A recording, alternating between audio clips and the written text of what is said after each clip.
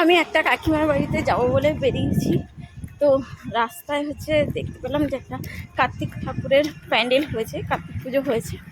তো চলো তোমাদেরকেও দেখাই প্যান্ডেলটা। দিনের বেলা কোনো লাইটিং নেই, কিন্তু তাও তোমাদেরকে আমি জাস্ট ঠাকুরটা দেখাচ্ছি, কার্তিক ঠাকুরটা।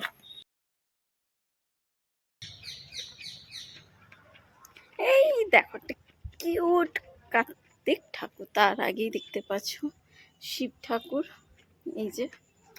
আর তারপরে একটা কিউট মতো একটা সুন্দর কার্তিক ঠাকুর, এই দেখো।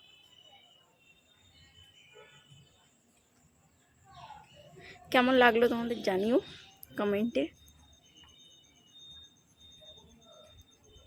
এখন দিনের বেলাতেই দেখালাম, যেহেতু রাত্রেবেলাতে এদিকে আসিনি, তো এই জন্য আমি দিনের বেলা এদিকে এলাম একটা কাকিমার বাড়িতে, তাই তোমাদের সাথেও শেয়ার করলাম।